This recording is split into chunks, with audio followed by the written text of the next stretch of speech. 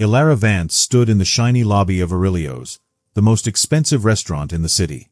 But she looked like she had just come out of a swamp. Thick brown mud covered her green dress, splashed across her face, and stuck in her curly black hair. Her hands shook as she held onto her small purse, the only thing that was still clean. Everyone in the lobby stared at her. The hostess, who had been smiling, froze. Her smile disappeared and her face showed shock. I have a reservation, Elara said quietly, her voice shaking. Table for two under thorn, Elara said. The hostess blinked. Her mouth opened and closed. I'm sorry. Maybe you should come back later. Before Elara could answer, a tall man in a very neat navy suit came out of the dining room. Kellen Thorne looked exactly like his photo on the dating app. He had a sharp jaw, dark brown hair, and gray eyes that seemed smart and careful at the same time. He stopped when he saw her. Everything went silent. Elara watched his eyes go from her muddy shoes to her face, where dirt smeared her cheek. His face changed from shock to confusion to something that looked like disappointment. You took a step backward, he said. Mr. Thorne, the hostess said quickly, relief in her voice. Maybe this is a mistake. I can call security if... No, Elara said, lifting her chin even though she felt embarrassed and her chest felt hot with shame. I know how this looks. I know you want to leave, but please give me 2 minutes to explain. Kellen was already reaching for his phone, probably to call his driver. His jaw was tight, and Elara could see him thinking of the fastest way to get out. But then his eyes met hers. Something made him stop. Maybe it was the worry in her voice. Maybe it was the shaking of her hands. Or maybe it was that even though she was covered in mud, she still showed up. 2 minutes, he said finally, his voice calm but careful. He pointed to a private corner of the lobby, away from the other people. But we are not going to your table like this. Elara nodded, thankful tears forming in her eyes. She followed him, careful of the mud dripping from her dress onto the shiny marble floor. She left a dirty footprint behind. She wanted to disappear. Kellen crossed his arms and kept his distance. I've heard many excuses for being late to dates, but this is new. Please tell me, what could make someone show up like this? Elara took a deep breath. She looked straight at him. She would not say sorry for what she had done. She would not feel bad for helping. I was on my way here, she began, her voice getting stronger. I was actually early. I had plenty of time. I was wearing a nice dress. My hair was done. Il looked présentable, he promise. Kellen raised one eyebrow. He didn't look convinced, but he didn't interrupt. Then I heard screaming, Elara continued. A little boy crying for help. It was coming from a construction site 2 blocks away. There was a drainage ditch there, full of muddy water from yesterday's rain. The boy had fallen in. He was sinking and couldn't get out. His mom was screaming and trying to help, but the sides were too slippery. People were calling 911, but he was panicking. He was maybe 6 years old. Kellen slowly uncrossed his arms. He took a small step closer. So, Elara said simply, I climbed down. I didn't think about my dress, my hair, or this date. I just couldn't stand there and watch a child drown. The mud was thick and cold. I kept slipping, but I held him until a construction worker brought a ladder. By the time I made sure he was okay with his mother, I realized how late it was. I thought about going home to change, but I live 40 minutes away. Ik knew you'd be waiting. I just wanted to explain. Her voice shook a little. I know it looks crazy. I know you might think I'm irresponsible or making this up. But I couldn't let a child die. And I couldn't stand leaving you without trying to explain. The silence felt very long. Elara waited for him to walk away, to laugh, to say she was lying. She had used her 2 minutes. The choice was now his. Kellen looked at her for a long time. His gray eyes searched her face. Slowly, his expression softened. The hard look of disgust melted into something else, something like wonder. You saved a child's life, he said quietly. It wasn't a question. It was like he was trying the words out. You were going to meet me, a stranger, and instead you stopped to save a drowning child. Yes, Elara said simply. What else could I do? Kellen laughed, but it wasn't mean. It was surprised and happy. He ran his hand through his perfect hair, messing it up for the first time. Most people would have kept walking. Most people would have waited for help. Most people would have protected their expensive dress and date. I'm not most people, Elara said softly. No, Kellen said, looking at her. You certainly are not. He took out his phone. Elara S5. He was going to call his driver and end the date. But instead, he typed something quickly. Then he looked up at her with warmth in his eyes. I have a penthouse 10 minutes from here, he said. It has bathrooms, clean clothes my housekeeper keeps for guests, and probably the best shower you've ever seen. I'll take you there so you can clean up properly. Then we'll have dinner. Maybe not here, but somewhere nice. And you'll tell me the whole story about this rescue. Elara blinked. You want to continue the date? I don't want to continue this date, Kellen said, smiling for the first real time. I want to start it over properly. Because if you're willing to sacrifice this much to help someone, I need to know the person you really are. And I need to hear the story from the beginning. Relief washed over Elara so strongly that her knees almost gave out. You believe me. I believe you, Kellen said firmly. He held out his hand, not caring about the mud. Come on. Mai karisutsid. And Elara, he said, thank you for showing up. Muddy or not, you showed up. That tells me more about your heart than looking perfect ever could. Elara took his hand. For the first time since leaving that ditch, she felt that maybe this disaster could turn into something beautiful. As they walked through the lobby together, mud and all, Elara saw the hostess staring. But she didn't care. Kellen Thorne, billionaire CEO, a man who could have any woman he wanted, held her hand and smiled like she was the most special person in the world. And all it took was showing up in mud with a story of kindness. The doorman held the glass door open, trying not to stare. A sleek black car waited at the curb, the driver opening the back door. Kellen helped Elara inside, not caring about the mud staining the leather seats. He slid in next to her and closed the door. The boy, Kellen said as the car moved.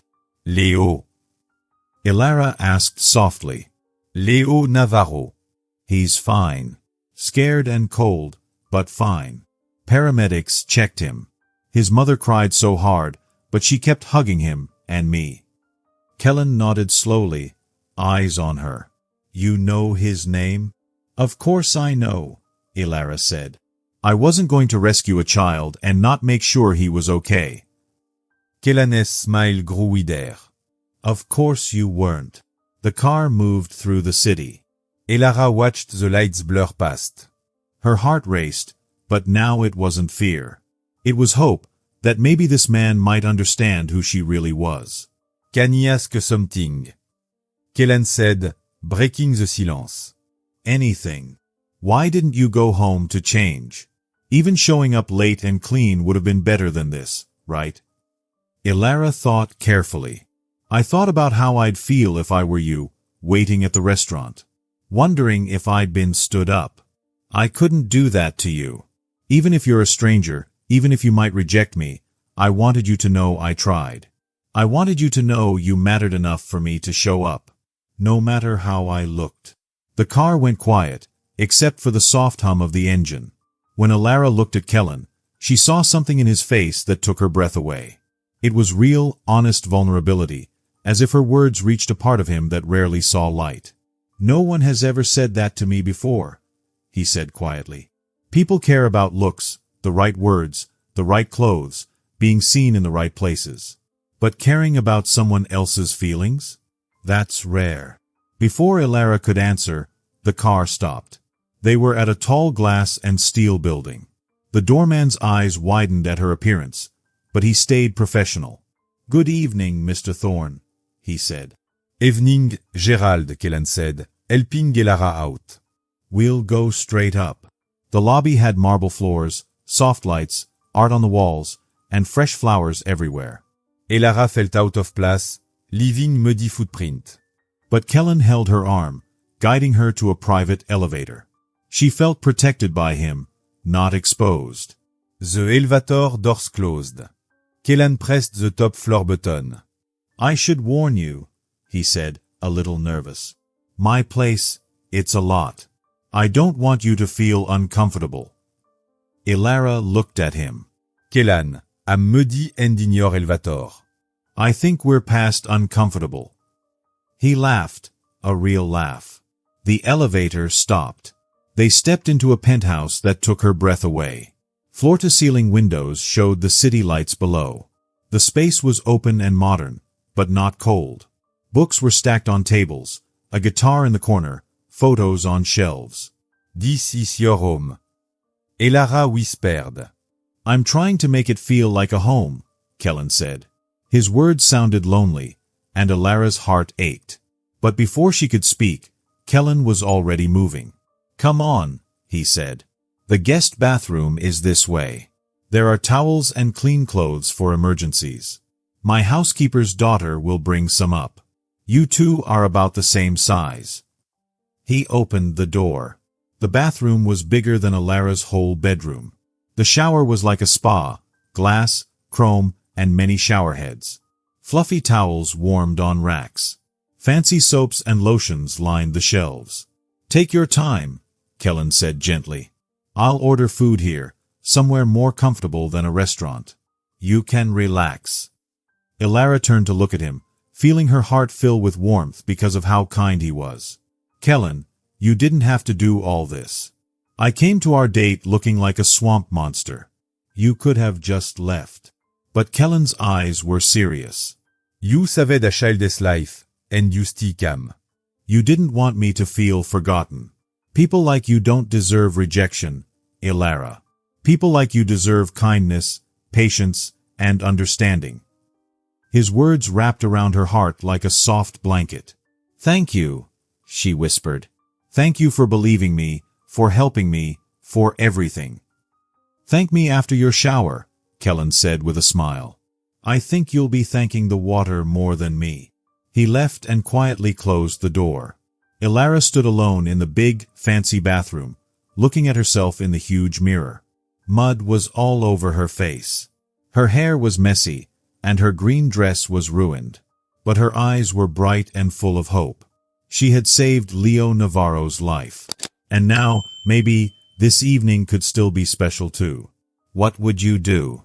Would you stop to help someone even if it ruined your big chance at something special? Let me know in the comments. And don't forget to subscribe for more stories about people who choose kindness over convenience. The hot water poured over Elara's skin, washing away the mud and showing her beautiful brown skin underneath.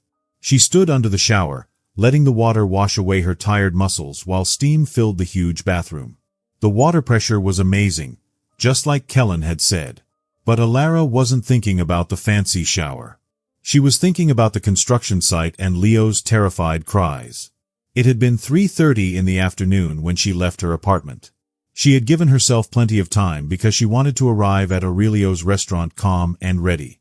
The blind date was set up by her best friend, Marlo. Marlo worked as an assistant at Thorn Industries and had been begging Elara to meet her boss. He's lonely. You're lonely. You're both good people. Just one that. What's the worst that could happen? Marlo had said. Elara smiled sadly remembering it. Marlo would never believe what really happened. Elara had been walking down Riverside Avenue, her heels clicking on the pavement, when she heard screaming. At first, she thought it was children playing, like she often heard at the nearby playground. But something in the sound made her stop. It sounded scared. Help! Someone help my baby, please. The desperate cry of a mother was clear. Elara spun around, looking for where it came from. Other people had stopped too, confused. Then she saw a small crowd near a broken construction fence. People were pointing and shouting. Elara ran toward it, her heart pounding. The construction site was supposed to be safe, but a section of the fence had been pushed aside, maybe by kids exploring. Behind it, the ground had been dug up for a new building.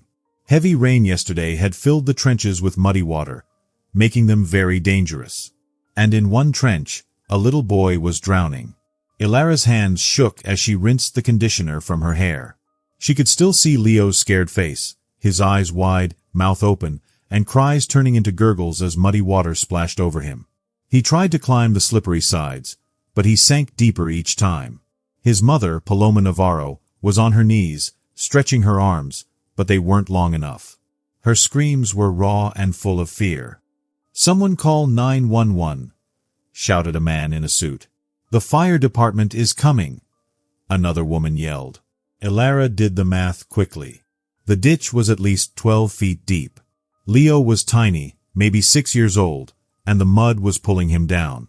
The water was dark and full of trash. Every second mattered, but help would take minutes. Elara kicked off her heels. "What are you doing?" someone asked. "Getting him out," she said simply. The ground at the ditch was very slick. Elara looked for a safe way down. "There isn't one. The sides are almost straight up," a man warned. Paloma looked at her with tears. Please save my Leo. Elara nodded. Then she sat at the edge and carefully lowered herself over. Now in Kellen's shower, Elara closed her eyes and remembered sliding down the muddy slope. Her dress had torn on rocks and roots. Her hands scraped the rough sides as she tried to stop herself. The mud was cold and thick. She hit the bottom hard, her feet sinking into the mud. Leo was 6 feet away, his head barely above the water, clawing at the mud. I've got you, Elara called, fighting through the mud. Leo, look at me. "I've got you." The boy's eyes looked on her.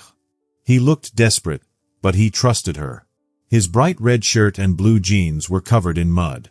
The water was freezing. "I've got you, baby," she said, wrapping him in her arms. He clung to her like a lifeline, his little fingers digging into her shoulders. You're safe now. I won't let go. Getting him out was the hardest part. Elara climbed the muddy sides with Leo in her arms. Every step was tricky.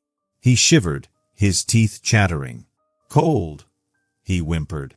I want my mama. "We're getting back to your mama," Elara promised, even though she wasn't sure how. Then someone shouted from above. Hey, grab this. A construction worker lowered a ladder into the ditch. "Can you climb with the kid?" he asked. Elara looked at the ladder and Leo. "I can try," she thought. With all her strength, she climbed. Her arms shook. Her feet slipped. Leo's weight made her unsteady. "You can do it," the worker encouraged. "One step at a time." Halfway up, her foot slipped off a rung. For 1 second, she thought they'd fall. Leo screamed, but she held on. I've got you, Leo. I won't let you fall.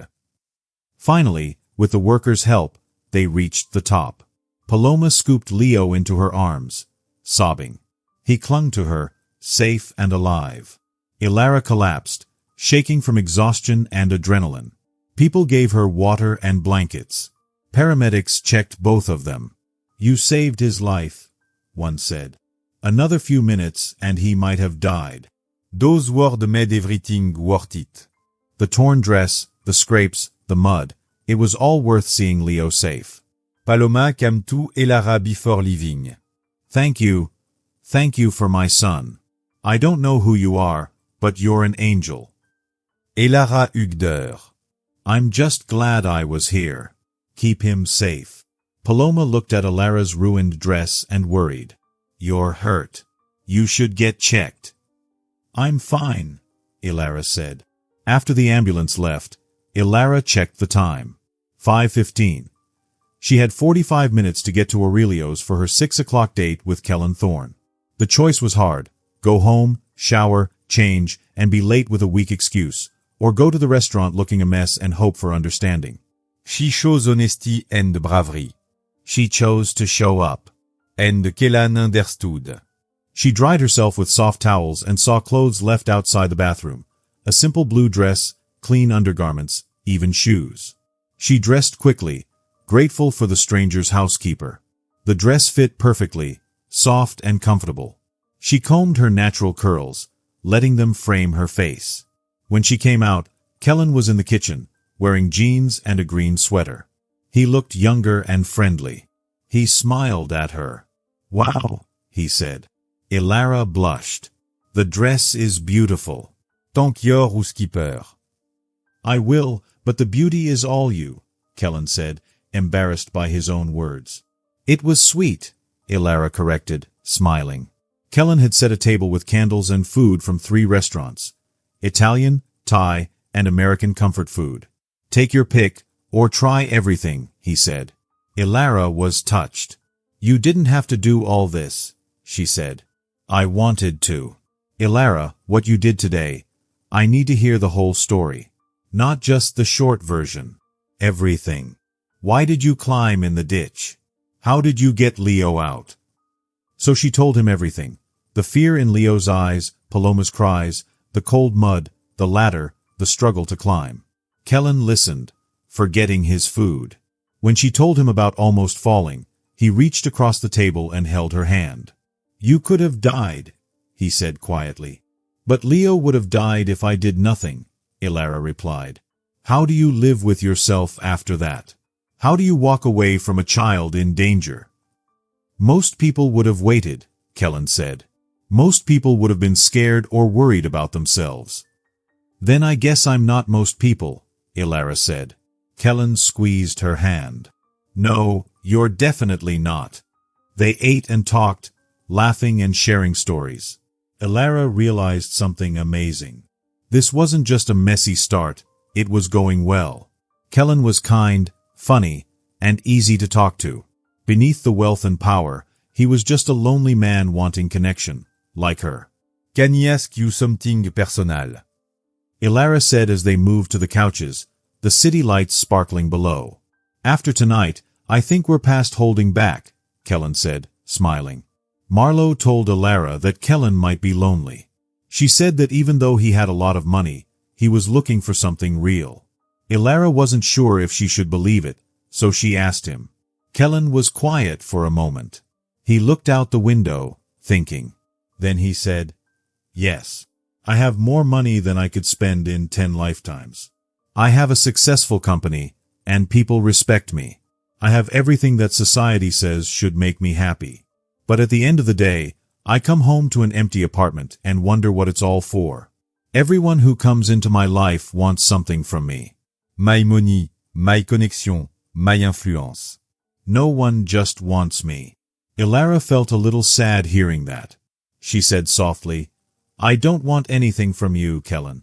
I'm here because Marlowe thought we might get along, and because I like giving people a chance. I have my own life and my own purpose. I don't need your money or your influence." Kellen looked at her, his gray eyes serious. "That's what makes you different. That's why you showed up, covered in mud, instead of standing me up. You see people as people, not as opportunities. That's very rare in my world, Elara. Very rare." They sat quietly for a while, just looking out at the city below. Then Kellen spoke again. His voice was thoughtful. "Tell me about your work. Tell me about the families you help. I want to understand what drives you." So Elara told him about her job. She told him about single mothers who struggle to feed their children, families who were one paycheck away from losing their homes, and children who fell through the cracks of a system that didn't always help them. She spoke about the victories and the heartbreaks, about the rules that helped and the ones that hurt, and about the daily struggle to make a difference in a world that often seemed too broken to fix. Kellen listened to every word. By the end, his eyes were bright and full of fire, something Elara had never seen before. "What if we could really help them?" he asked suddenly. "Not just for a little while, but in a way that lasts?" Elara was curious. "What do you mean?" Kellen was already standing, moving around the room with excitement. "I've been looking for something meaningful to do with my resources, something more than just making money. What if we started a foundation? What if we used my business connections and money to make real programs for families like the ones you help?" Elara's heart started beating fast. Kellen, do you know what that could do? How many people it could help? Tell me, he said, his eyes shining. Tell me exactly what you would do if money and resources weren't a problem. Elara got excited. She told him about her dreams: community centers, job training programs, affordable childcare, education support, and all the ways families could move out of poverty for good, instead of just getting by day. Kellen listened carefully, asking questions, thinking about how to make it work. Hours passed. By the time Elara finished, it was past midnight. Let's do it, Kellen said finally. Let's build this together. Your knowledge, my resource. We could really make a difference. A real, measurable difference. Tears come to Elara eyes. You're serious. Completely serious, Kellen said. Today, you showed me what courage and compassion really look like. You jumped into a muddy ditch to save a child without thinking twice. If you can do that, I can do this. I can use what I have to help people who need it. And I need someone like you to guide me, to make sure we're doing real good and not just throwing money at problems. Elara walked over to him. You're really willing to do this? To help people you've never met? You really did that today. Kellen nodded. You talked me something important, Elara. You showed me that being willing to get messy, to sacrifice your comfort for others, is what real wealth looks like, not money in a bank account. She reached out and held his hand. Yes, let's do this together. Let's build something beautiful. Kellen smiled. The loneliness in his eyes was gone. Now it was replaced with purpose and excitement. Best blind date ever, he said with a laugh. Elara looked too. Even though I showed up looking like a swamp monster? Especially because of that, Kellen said. It showed me who you really are. Elara Vance, you're extraordinary. They stood by the big windows, holding hands, looking at the sparkling city lights. The moment felt magical, full of hope. I should probably go home, Elara said softly. It's late, and you must be tired. I'm not tired at all, Kellen said. Actually, I feel more awake than I have in months. But if you need to go, I understand. I can call my driver. Elara thought for a moment. She knew she should leave, but this felt like a rare and special moment. Actually, she said slowly, I'd love to stay and talk more about the foundation. Perfect, Kellen said. Come on. Ja va où l'officier. We can brainstorm. He led her to a room off the main area. It was his home office. It felt personal. Books lined the walls. A big desk had a comfortable chair, and photos of his business and charity work decorated the shelves. Kellen pulled up a chair, opened his laptop, and said, Okay, let's start with the basics. What do families like the Navarro family need most? Elara thought carefully. Stability. Most families I work with live in survival mode. One small problem can become a big disaster. They need safe homes, steady income, and access to resources that can help them build better lives. Kellen typed notes. What about education? Job training? Those are important too, Elara said, but only if their basic needs are met first. A mother can't focus on learning new skills if she doesn't know where her kids will sleep tonight or what they will eat tomorrow. We need housing help, food, healthcare, childcare, and then education and jobs. That's a lot, Kellen said, thinking. But it's not impossible. What if we start with one community? Maybe the Navarro family lives. We could test our ideas and then grow from there. Elara felt excited. Yes, test and improve before we grow. That neighborhood has a strong community. People help each other. They just need resources. They talked for hours. Kellen asked questions. Elara shared her years of experience. He was impressed by how well she understood the problems and the systems that made life hard for families. She was impressed by how quickly he understood and started thinking of solutions. What about a community center? Kellen suggested at 2 a.m., a place where families can get help with jobs, legal advice, healthcare, childcare, and education programs. A safe, welcoming space. Elara's eyes lit up. Yes. Families usually have to visit many different places to get help. Having one place would remove so many problems. Kellen typed quickly. We could buy a building, fix it up, hire local people, and create jobs in the community.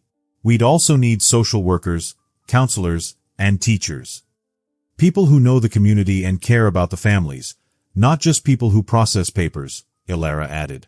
Kellen looked at her. People like you. I have my job, Elara said.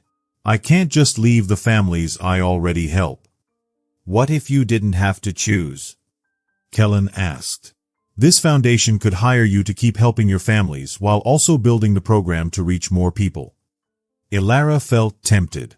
Kellan, you barely know me. You can't just offer me a job after one evening. He smiled gently. Elara, in just 6 hours, you've shown me more honesty, compassion, and knowledge than most people I've known for years. You saved a child today. You came to our date covered in mud. You spent the evening teaching me about problems I should have noticed. If he can't trust you, who can he trust? Elara felt tears come to her eyes. You don't know how much I needed to hear that. Tell me, Kellan said softly. Tell me what you needed to hear. Elara spoke about her struggles. About working long hours for little pay. About trying to help families in a system that made it hard. About watching families she helped fall back into trouble. About feeling guilty that for every family she helped, 10 more needed help. I'm tired, Kellen, she said. I'm tired of fighting alone. I became a social worker to change lives, but some days I feel like I'm just keeping people alive. Kellen reached across the desk and held her hand. You won't be alone anymore. We're going to build something that really works. Something that helps people not just survive, but thrive. Why? Elara asked. Why do you care so much? There are thousands of causes you could support. Why this one? Why now? Kellan was quiet. He stroked the back of her hand. Can I tell you something I've never told anyone? Of course, Elara said. I grew up poor, he said quietly. Not as poor as many families you work with, but poor enough. My dad was a mechanic. My mom cleaned houses. We lived in a small apartment, and sometimes my parents skipped meals so I could eat. I watched them work hard just to keep us alive. Elara squeezed his hand. Go on, she encouraged. When he was 15, my dad got sick. Cancer. The bills destroyed us financially. We lost our apartment and moved in with my aunt. My mom worked 3 jobs while taking care of my dad. I watched them struggle. The system didn't help us. No one noticed. What happened to your dad? Elara asked softly. He died 2 years later, Kellen said, his voice heavy. After he was gone, my mom broke down. All the stress caught up with her. She ended up in the hospital too. I'm so sorry, Elara said. That's when I decided I was going to be wealthy, Kellen continued. Not for luxury or status, but so I would never feel helpless again. I didn't want to watch people I love suffer because they couldn't afford help. I worked hard, studied, built businesses, and made money. But somewhere along the way, he forgot why he started. I got caught up in success and money. I dated women who saw me as a bank account. I became the kind of person who could have walked past my struggling parents. But you didn't walk past Leo, Elara said. You didn't walk past me. Kellen looked at her, eyes intense. You reminded me why I started. When you showed up covered in mud, when you told me about saving that child, you reminded me who I wanted to be. Wealth means having the power to help. If I'm not using it, what's the point? Elara felt her heart swell. Your parents would be proud of you, she said. No, Kellen corrected. They would be proud of this, he said, gesturing at his laptop and their notes. Of what we're going to build together. Not the money or business success. Those were just tools. But helping families, preventing kids from watching their parents suffer, That's what would make them proud. They sat quietly for a moment, feeling the calm of being together and having the same goal. Then Kellen smiled, and the sadness left his eyes. I think we need food, he said. Real food, not the messy dinner we left hours ago. Are you hungry? Now that he said it, Elara realized she was very hungry. Perfect. I make amazing grilled cheese sandwiches. It's my one cooking skill, Kellen said. Elara looked. A billionaire who makes grilled cheese? That's funny. Kellen grinned. I learned to make grilled cheese when I was 8 because my parents were busy working late, and I was hungry. Comment? Let me show you. They went to the kitchen, and Elara watched as Kellen carefully got all the ingredients. He had artisanal bread, different kinds of cheese, butter, and even extra things like tomatoes and basil. You take grilled cheese really seriously, Elara said, smiling. It's the one thing my mom taught me to cook before she got sick, Kellen explained. She said everyone should know how to make at least one food that brings comfort. For her, it was grilled cheese. She liked to make it special with different cheeses and extras. She said food made with love could help almost anything feel better. She sounds like an amazing woman, Elara said softly. She was, Kellen agreed. She would have liked you. She always said to look for people with kind eyes and brave hearts. You have both. Elara felt warm inside. She watched him cook. Every move he made showed care and love. When the sandwiches were ready, they were golden and perfect. The cheese was melted just right, the bread crispy outside and soft inside, with fresh tomato and basil. This is the best grilled cheese I've ever eaten. Elara admitted. Kellen grinned. I told you. It's my hidden talent. What other hidden talents do you have? Elara asked, teasing him. Well, Kellen said seriously, I play guitar, but badly. I can juggle 3 balls, but not 4. And I know every word to every song from the musical Hamilton. Very useful skills for a CEO, Elara laughed. I wouldn't want to hear my guitar playing, Kellen said, smiling. But thanks for the vote of confidence. After they finished eating, they cleaned the kitchen together. Elara felt surprised at how comfortable she felt. She thought a blind date with a billionaire would be awkward and scary. Instead, it felt like spending time with an old friend, easy and natural. Can I ask you something? Kellen said, drying the last plate. Anything, Elara answered. When you were in that ditch with Leo, scared and cold, not knowing if you could save him, what kept you going? Why didn't you give up? Elara thought carefully. I kept thinking about his mom, Paloma. She was watching, terrified. I thought about how I would feel if I gave up and that boy died because I wasn't strong enough. I couldn't let that happen. So I kept going. Giving up was not an option. Kellen nodded slowly. That's how I want to work with the foundation. Giving up isn't allowed because too many people are counting on us. Then that's exactly how we'll do it, Elara promised. By the time Kellen called a driver to take Elara home, it was almost 4 a.m. The sun would rise soon, and they had work in a few hours. But neither of them cared about losing sleep.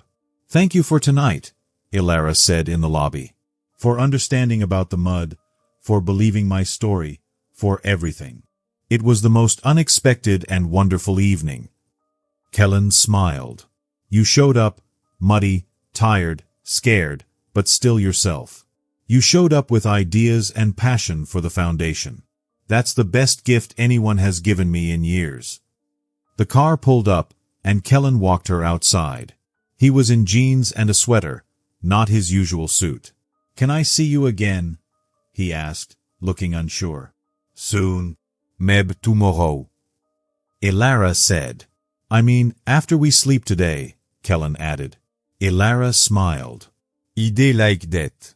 We have a foundation to plan anyway.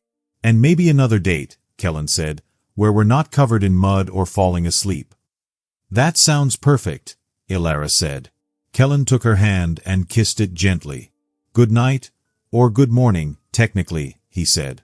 Good night, Kellen, she replied. She got in the car. As it drove away, she looked back and saw Kellen standing on the sidewalk, smiling. He looked truly happy, and it made her heart feel full. On the way to her small apartment, Elara thought about the day. She had planned a blind date. She had saved a child's life.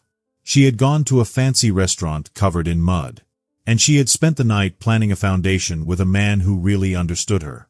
Life felt strange, beautiful, and full of surprises. Leo was safe with his mom. Kellen had found a purpose. Elara had found hope. It felt like destiny.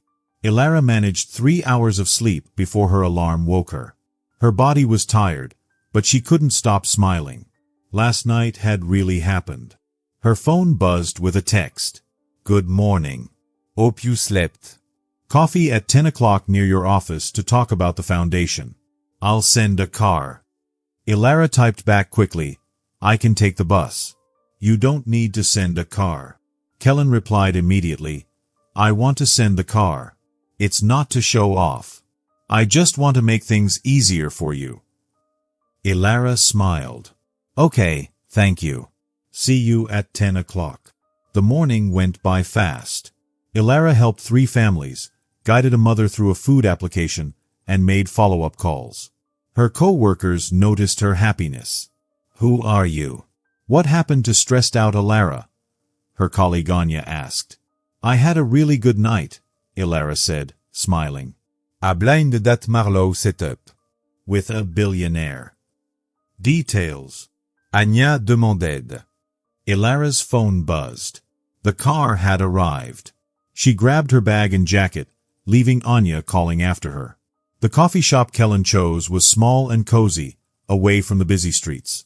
Nothing fancy, just a quiet, comfortable place. Elara found Kellen already sitting with 2 cups of coffee. He stood and smiled when he saw her. I ordered you a latte. Marlowe told me that's your drink. But if you want something else. A latte is perfect, Elara said. You talked to Marlowe? She called me this morning, Kellen laughed. She wanted to know what happened. Apparently, my assistant mentioned I was in a good mood and she guessed why. She texted 6 times, Elara said. I haven't replied yet. I thought I'd make her wait a little longer. They laughed. It felt easy and comfortable. Kellen opened a tablet, showing pages of notes. I couldn't sleep last night, he admitted. I researched community foundations, programs that work and ones that don't. I have so many ideas. Elara leaned forward, interested. You've been busy, she said. I'm excited, Kellen said. I haven't been excited about anything in years. Well, except for boring business reports. They spent an hour going through his notes, talking about what could work and what might fail. Kellen had done a lot of research. Elara added her knowledge from helping families, explaining what really works on the ground. The key is involving the community from the start, Elara said. Programs from the outside often fail because they don't match what people need. We need to listen to families, let them help design services. Kellen typed as she spoke. So we start with community meetings and get input before making decisions, he said. Exactly.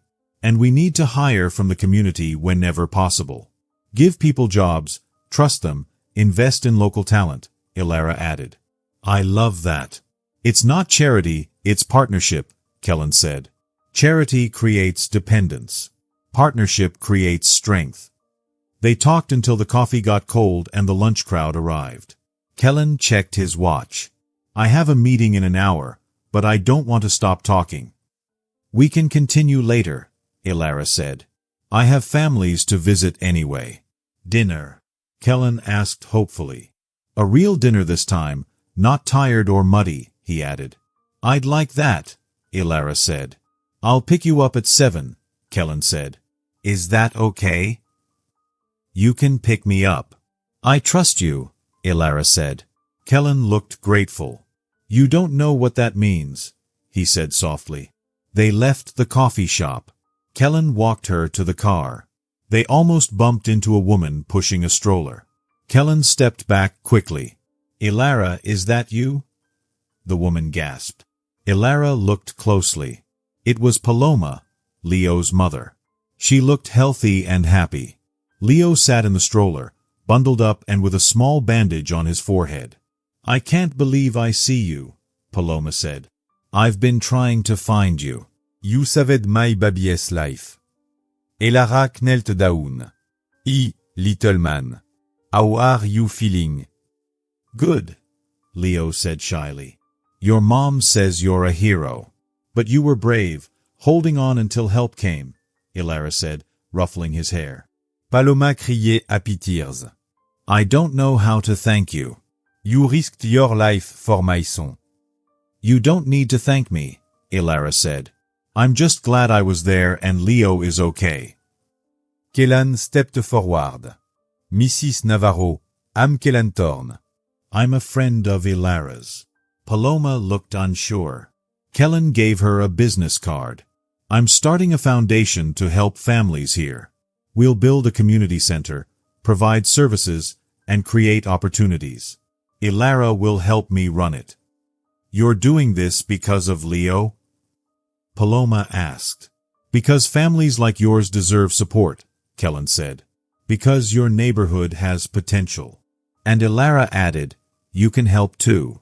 We need families to share their ideas." Your voice matters. Paloma held the card to her chest, tears falling. "No one has ever asked me that," she said. "Well, it does," Kellan said firmly. "It absolutely matters." They talked a few more minutes and promised to stay in touch. Paloma pushed Leo down the sidewalk, waving happily as she went. "That was beautiful," Kellan said softly, watching them go. "That's what we're building," Elara said. "Hope. Being seen. Feeling important. Kellan took Elara's hand right there on the sidewalk and squeezed it gently. "We're going to change lives, Elara. Starting with hers," he said. That evening, Kellan came to pick up Elara at her apartment. He didn't arrive in a fancy limousine. Instead, he drove a normal car. He dressed simply, wearing dark pants and a green button-down shirt instead of a big suit. He looked nice, friendly, and approachable. Elara's heart skipped a beat when she opened the door and saw him holding a small bouquet of flowers. "These are for you," he said, smiling. Nothing fancy. I remember you like simple things. The flowers were perfect. Bright yellow sunflowers and pretty purple irises. Cheerful and simple. "They're beautiful. Let me put them in water," Elara said. Kellan waited in her living room while she arranged the flowers in a vase. He looked around at her small apartment. The furniture was a bit old, and the walls were full of photos and children's drawings from families she had helped. "I like your place," Kellan said. It feel like home. "It's small," Elara said, putting the vase on the coffee table. "But it's mine." "Size doesn't matter," Kellan said. You made it warm and personal. "My penthouse is 10 times bigger, but it feels empty compared to your home." Then they drove to a restaurant Kellan knew. It was a small, family-owned Italian restaurant, similar to the neighborhood where Paloma lived. It wasn't fancy, but the food was amazing, and the place felt warm and welcoming. The owner, an older man with a thick Italian accent, greeted Kellan with surprise and happiness. "Mr. Thorne. What a plaisir. And you brought a beautiful lady." Come, I have the perfect table for you. They sat in a quiet corner, and soon their table was full of food. Homemade pasta, fresh bread, perfectly cooked vegetables, and wine that tasted like summer sunshine. "You come here often?" Elara asked. "My father used to bring me here when I was a boy," Kellan explained. "Even when we didn't have money, Mr. Rossi, the owner, would save leftovers for us. He made sure we didn't feel embarrassed. He helped us without hurting our pride. That's a good man. He built this place from nothing and raised his family here. Never forgot where he came from." Kellan smiled. "When I made my first million, this was the first place I came to celebrate. I tried to pay him back, but he wouldn't take the money. He said helping us was an investment that had already paid off." Elara reached across the table and held his hand. "You have good people in your life," Kellan said. I'm learning to notice them more. For a long time, I only had people around me who wanted something from me. Now, I want people who care about who I am. Who are you, Kellan? Elara asked softly. Kellan paused, thinking. I'm someone who got lost and is trying to find his way again. I have a lot of things, but I don't always know what to do with them. I want to matter, not because of my money, but because of what I do with it. I met someone covered in mud, and I realized she was exactly what I'd been looking for. Elara felt tears in her eyes. I'm juste me, Kellan. I'm not special, she said. You're wrong, he said firmly. You're the most special person I've ever met. You're brave, kind, and selfless. You make me want to be better. You make me remember what really matters. They ate slowly, enjoying both the food and the conversation. Elara told Kellan about her life. She grew up with a single mother who worked as a nurse. She learned early that life could be very hard for some people through no fault of their own. In high school, she decided she wanted to help families like hers. Kellan shared his story too. He had grown up poor, watched his parents struggle, and worked very hard to succeed. But even with all his money, he often felt lonely. He had failed relationships with women who liked him for his money, and friendships that ended when people realized he wouldn't just give them money. I thought money would solve everything, he admitted. I thought being rich would make me happy. But money just makes what's already there bigger. If you're lonely, money makes it worse. If you're lost, money makes it worse with nicer things. But money can also make good things bigger. If you're generous, you can help more people. If you're kind, you can show more kindness. You just have to decide what you want to make bigger, Elara said. Kellan smiled. That's exactly what I mean. You make everything clear. You help me see what really matters. Elara looked. I guess cutting through confusion is kind of my job. Dessert arrived. It was a perfect tiramisu, and Mr. Rossi insisted it was on the house for the lovely couple. Kellan brooked up the foundation again. I've been thinking about timing. How fast can we actually start? I don't want to rush and do it wrong, but I also don't want families to wait too long for help. Elara thought for a moment. Maybe we start with something small and immediate. Like an emergency fund for families who need help quickly. Help for rent, medical bills, or car repairs. Things that can get worse fast if not fixed. Kellan's face lit up. Yes. We could start that in just a few days. All we need is a bank account, clear rules for who gets help, and someone to handle the requests. You could do that, Elara said. I could, and it would help families right away while we plan the bigger projects, Kellan agreed. How much should we put in it to start? He asked, pulling out his phone to take notes. Elara did some quick thinking. $200,000 would help a lot of families for a few months while we get ready for bigger projects. Kellan smiled. Let's make it $1 million. Elara almost choked on her wine. $1 million, Kellan. That's less than I spent on my car, he said calmly. And this will really help people. Don't think about the number. Think about the lives it changes. How many families can stay in their homes? How many kids can see a doctor? How many parents can fix their car to get to work? That's what $1 million means. Elara felt overwhelmed. You're serious about this? She asked. I've never been more serious, Kellan promised. Tomorrow, I'll have my lawyers draw up the foundation papers. We'll make it official. The Open Kindness Foundation. How does that sound? Hope and kindness, Elara repeated softly. It's perfect. That's what you showed me, Kellan said. Hope that things can be better, and the kindness to make it happen. That's what I want the foundation to represent. They talked until the restaurant was closing. Mr. Rossi gently suggested they finish their conversation elsewhere so his staff could clean. Kellan apologized and left a tip that made the older man's eyes widen. You're too generous, Mr. Rossi said. You were generous to my family when we had nothing, Kellan replied. This can't even repay that. Thank you for everything, then and now. The older man hugged him tightly. Your father would be so proud of the man you've become. So proud. On the drive back, they held hands across the center console, enjoying the comfortable silence. When Kellen walked Elara to her door, she felt nervous for the first time all evening. Thank you for dinner, she said. For everything. Thank you for seeing who I really am, Kellen said. For showing me what really matters. They stood in the hallway, neither wanting to say good night. Finally, Kellen leaned forward and kissed her cheek softly. Good night, Elara. I'll call you tomorrow about the foundation papers. Good night, Kellan. She watched him walk to the elevator. He waved before the doors closed. Elara touched her cheek where he had kissed her, feeling like she was floating. Her phone buzzed. It was a text from her friend Marlo. Girl, call me right now. Elara laughed and called her friend. For the next hour, she told Marlo everything. Marlo was excited and kept interrupting. I knew you two would be perfect together. Marlo said. It's only been 2 days, Elara said, still smiling.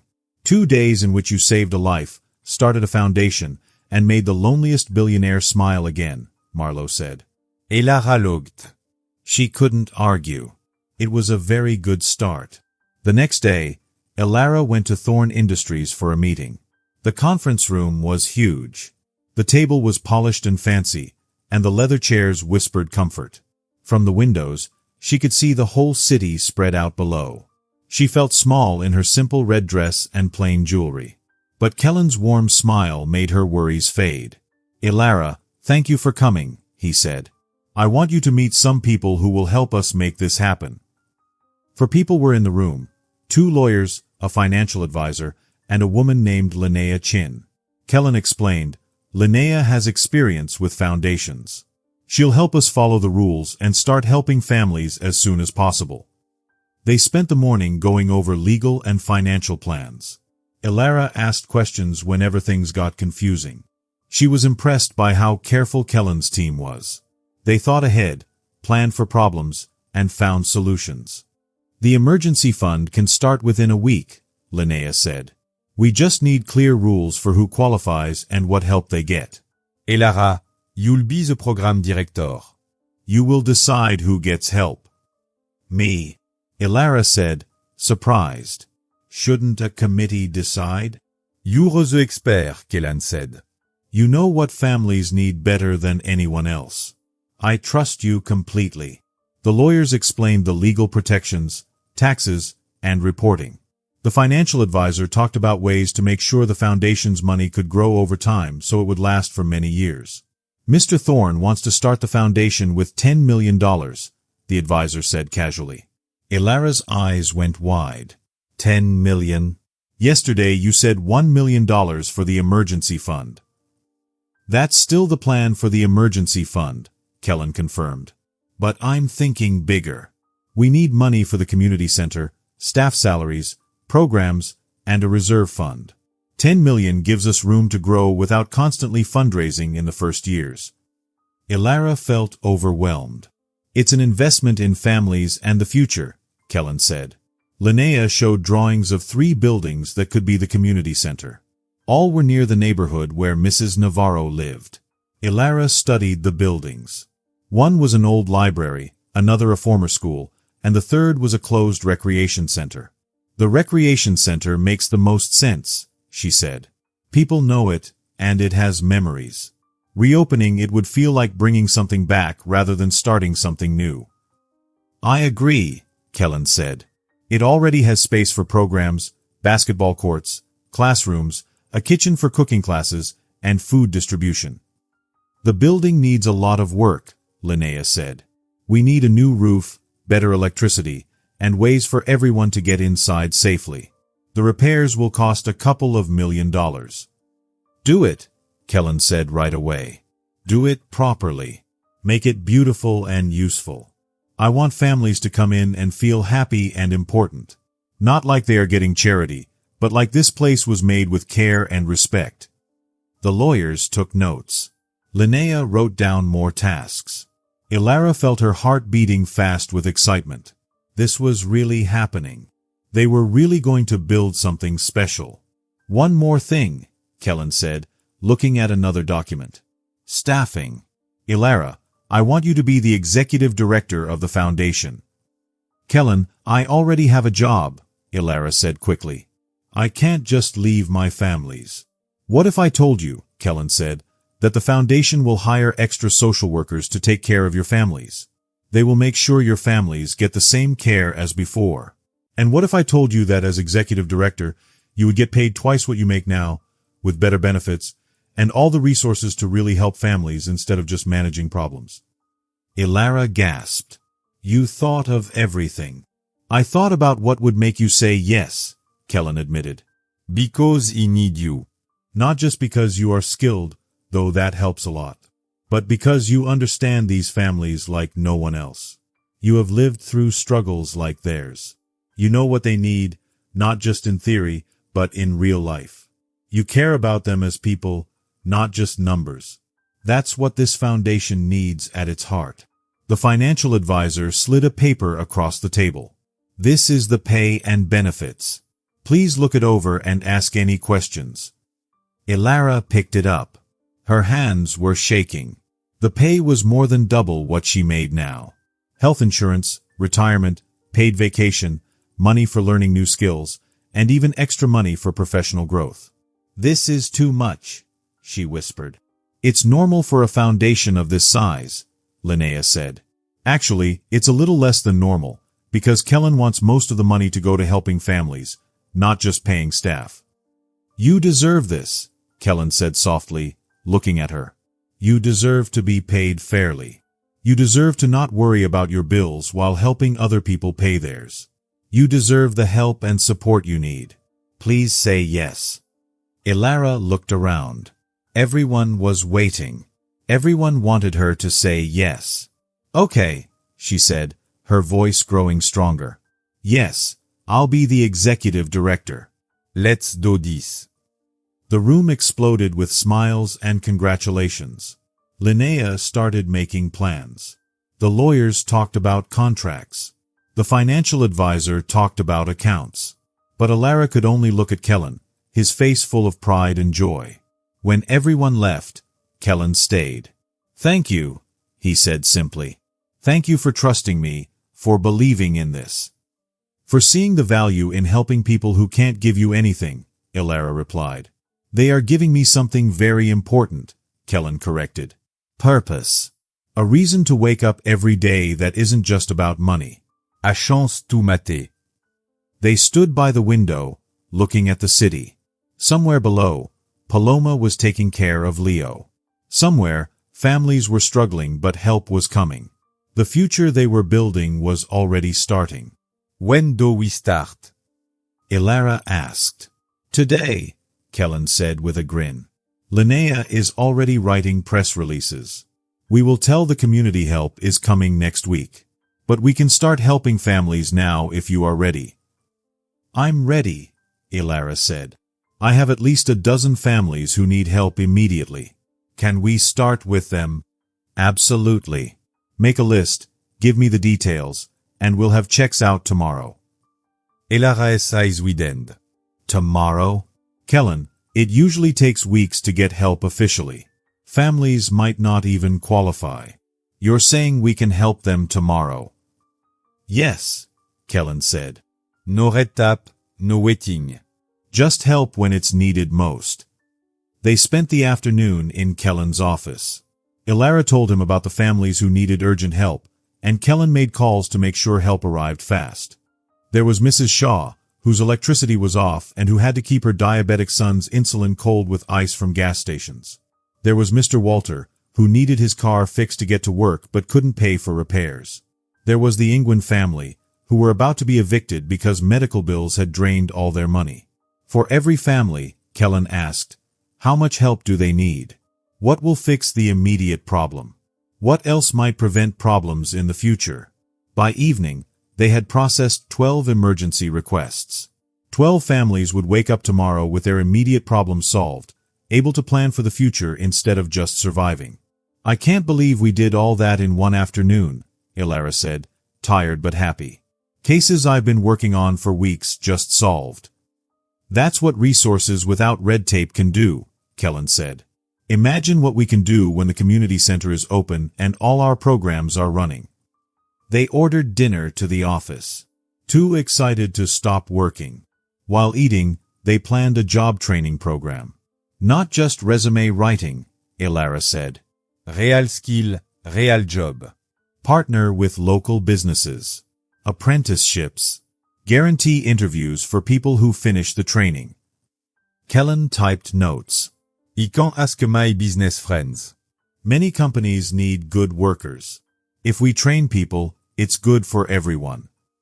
And childcare, Elara added.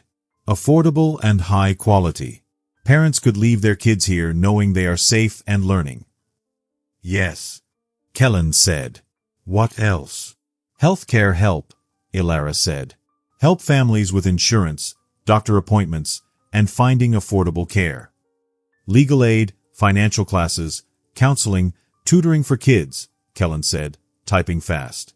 A food pantry, Elara added. Not just canned food, but fresh fruits and vegetables. Teach healthy cooking too.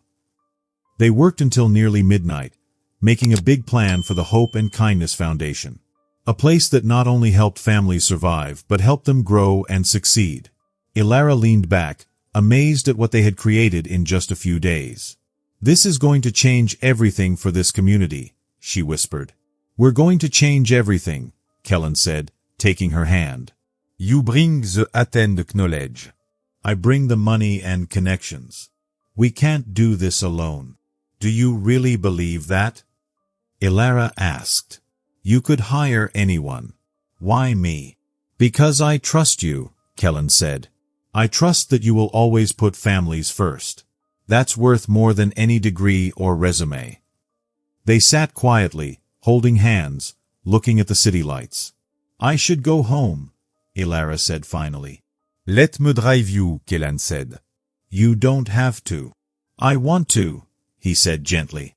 In the car, they talked about small things. Favorite movies, childhood memory, funny hobby. Elara learned Kellen loved old action movies but cried at cartoons. He wanted a dog but never had time. He tried to make his mother's meatloaf perfectly but failed many times. She shared she collected old teacups, sang terribly in the shower, and loved cheesy romance novels. I like learning these things about you, Kellen said. The real you, not just the hero who saves children. I'm not a hero, Elara said. You are to Leo. To the families we helped today. To me, Kellen said softly. You showed me wealth can be used for good. That's heroic. He walked her to her door. This time, when he leaned in to kiss her cheek, she turned her head slightly. Their lips met. Brief, gentle, perfect. Good night, Kellen, she whispered. Good night, Elara. Sweet dreams of community centers and helping people. She looked softly. Sweet dreams of grilled cheese sandwiches and billionaires who care. Elara changed into comfy clothes and made tea. She looked at the flowers Kellen had given her, still fresh and bright. Her phone buzzed. A text from Kellen. Thank you for saying yes to the foundation, dinner, and everything. You make me believe in hope again. She smiled. Thank you for seeing me, even when I'm covered in mud, and believing I'm worth knowing. You make me believe in miracle. That night, she dreamed of community centers full of laughter, families finding stability, and a kind billionaire who made grilled cheese and believed in kindness. The foundation was officially born that day. But something else was born too. Something delicate and precious between two people who had found each other in the most unexpected way. Something that could grow beautiful if nurtured with care. Hope and kindness indeed. The next 3 weeks flew by with meetings, planning, and moving forward. Elara left her old job, making sure her families were cared for. Kellen hired 2 social workers to take over her old cases. Both were kind and skilled. I feel guilty leaving, Elara admitted to her colleague, Anya. Don't, Anya said, hugging her. You're not leaving social work. You're making it bigger. The foundation will help more people than you ever could alone. We're proud of you. The Hope and Kindness Foundation offices were set up near the future community center. Simple, comfortable, welcoming. Elara had a real office with windows and a door, a luxury. Kellen furnished it carefully, a comfy desk chair, good lighting, and a wall for photos of the families they would help. Linnea Chin handled legal and administrative work, while Elara focused on programs and helping the community. They hired a small, caring staff, 3 program coordinators, 2 assistants, and a facilities manager for the renovations. The renovations went faster than expected. Kellen hired the best contractors and paid them well. When problems came up, they were fixed quickly. Elara visited weekly, watching the old recreation center transform. The roof was replaced. New windows. Updated electricity and plumbing. Fresh paint and cheerful color. The gym floor polished. Classrooms modernized with new technology. The kitchen got commercial appliances for cooking classes and food programs. It's beautiful, Elara said, standing in the main community room. Sunlight poured in through the windows, painting the walls warm yellow. It feels hopeful. Kellen stood beside her, arm around her waist. Their relationship was growing naturally alongside their work. They hadn't defined what they were yet. Boyfriend and girlfriend felt too simple. Partners felt too clinical. But they were definitely something. The contractor says we'll be ready to open in 3 weeks, Kellen said. Just in time for the gala, Elara said. The gala was Linnea's idea, a fancy party to celebrate the foundation, introduce it to Kellen's wealthy friends, and raise more donations. Elara was nervous about showing wealth while families struggled, but Linnea explained, rich people want to help when they feel part of something real. Show them real impact, and they will donate. Elara agreed, insisting the gala be held at the nearly finished community center so donors could see where their money was going. Meanwhile, the emergency assistance program was already helping families. In just 3 weeks, they had helped 47 families who were in big trouble. Mrs. Shaw got her electricity back, and they also helped her find programs so it wouldn't get turned off again. Mr. Walter had his car fixed and got a gas card to help him get to his new job for the first 3 months. One family almost got evicted, but they stopped it and gave them help to manage their medical bills.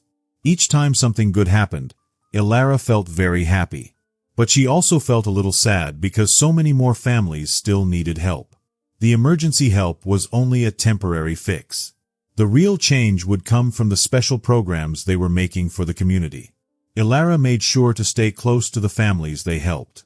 She visited Paloma and Leo Navarro 2 times in those busy weeks. She brought toys for Leo and talked with Paloma about the neighborhood and what families needed. People are excited about the community center reopening, Paloma said during one visit. But they are also scared. They worry it might not really be for them, or it will be too expensive, or too complicated, or they won't be welcome. That's very helpful feedback, Elara said, writing it down. What would make people feel welcome? Familiar faces, Paloma said quickly. Hire people from the neighborhood. Not just outside professionals who don't understand us. If we see our neighbors working here, we'll know it's really for us. Elara remembered Paloma's advice. When she and Linnea started hiring staff for the community center, they looked for people from the neighborhood first. They even hired Paloma herself as a community outreach worker.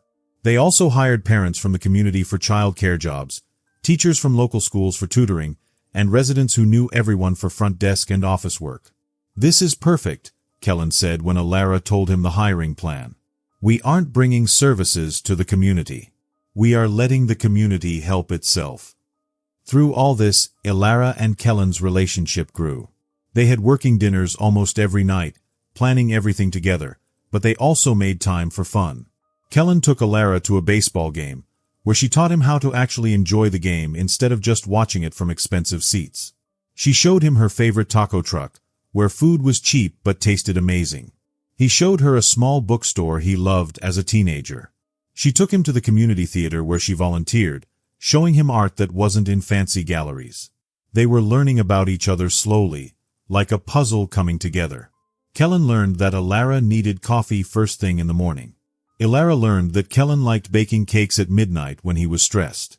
She found out he was generous but had a hard time accepting help, and he learned she was independent but secretly wanted someone to lean on. 3 weeks in, they had their first argument, about money, of course. Kellen wanted to buy Elara a new car because her old one kept breaking. She refused. "It's not about solving your problems," Kellen said. "It's about making life easier. You drive all over the city for the foundation. Why not do it in a car that works?" "I don't need you to buy me things," Elara said sharply. I'm not with you for your money. If he let you buy me a car, what is next? A house? Where does it stop? Kellen looked frustrated. "I'm not trying to control you. I hate seeing you stuck with car trouble when I could help."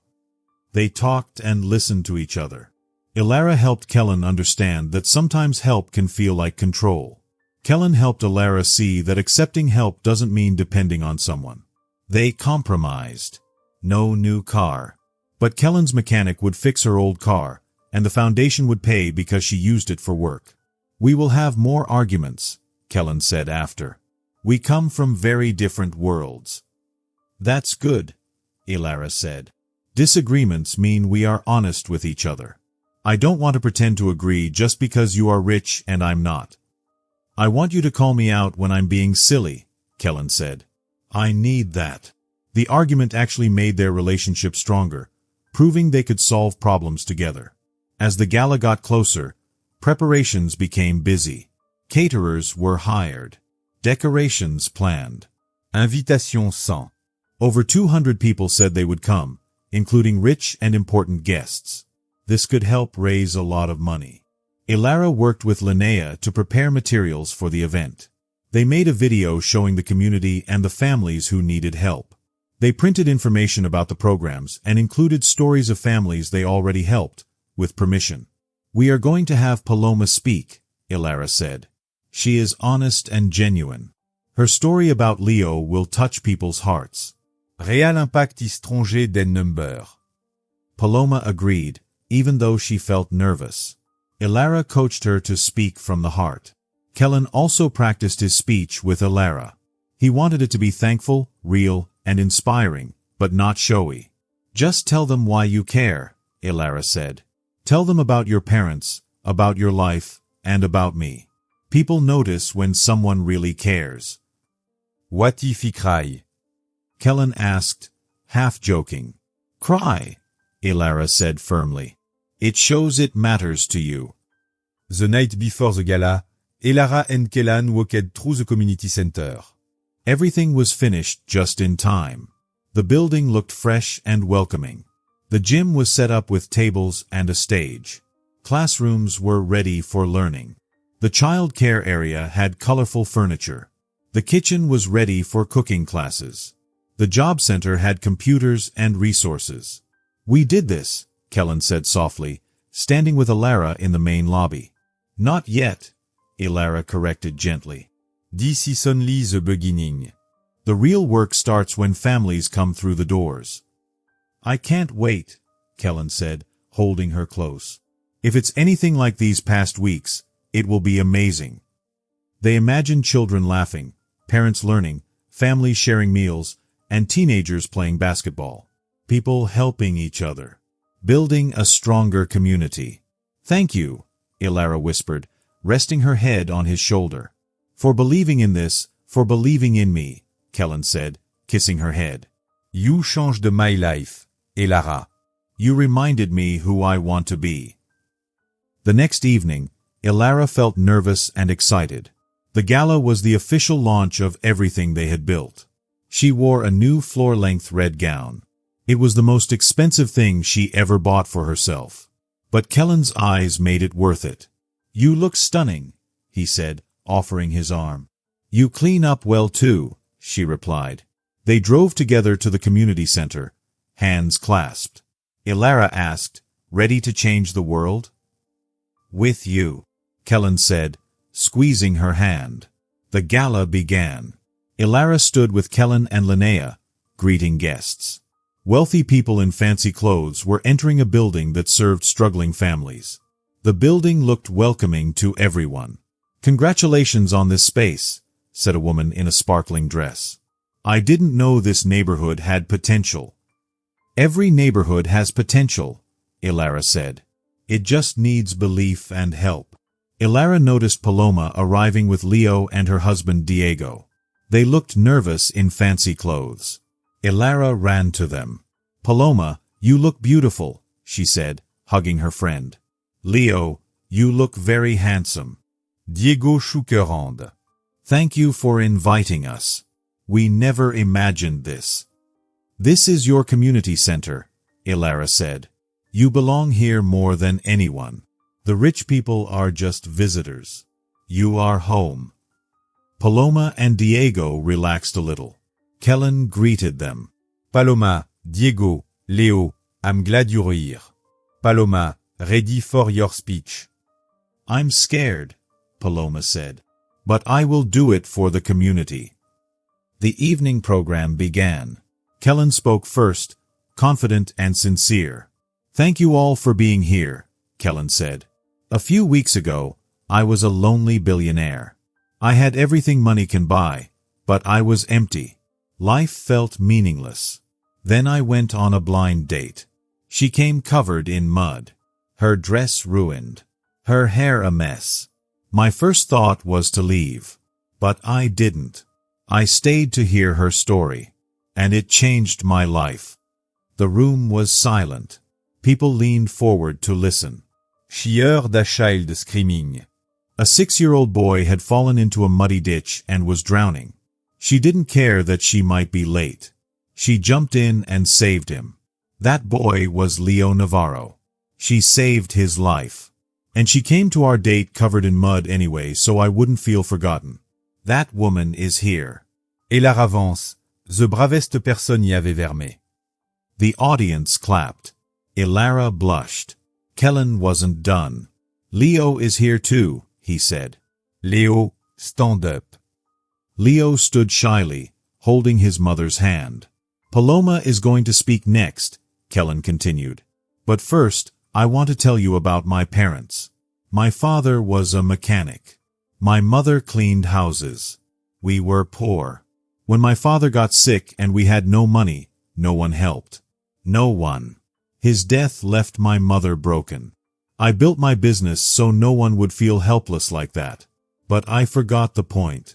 It's not just to escape poverty, but to help others escape it too." Elara reminded me of her courage, her kindness, and her willingness to get money to help people who really needed it. That showed me what I should do with my money and the privileges I have.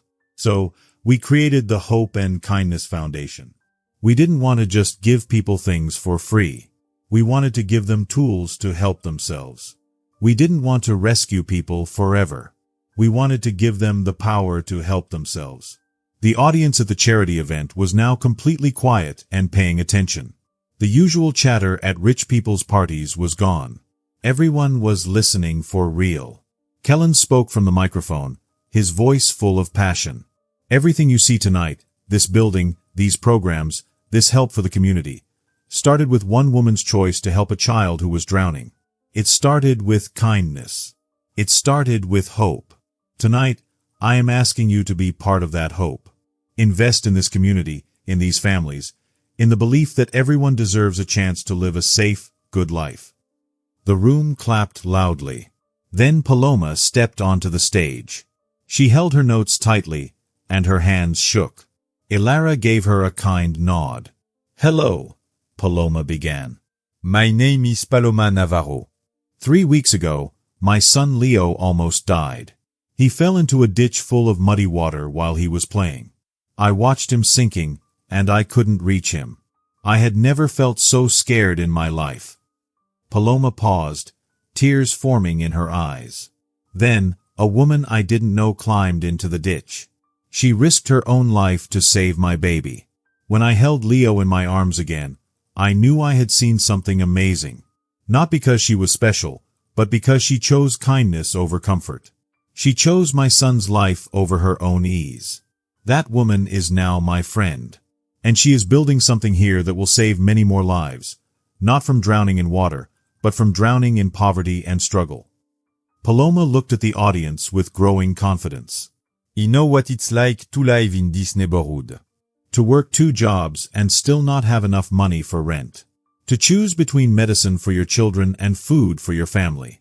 To feel invisible, like no one sees you struggling or cares if you succeed or fail.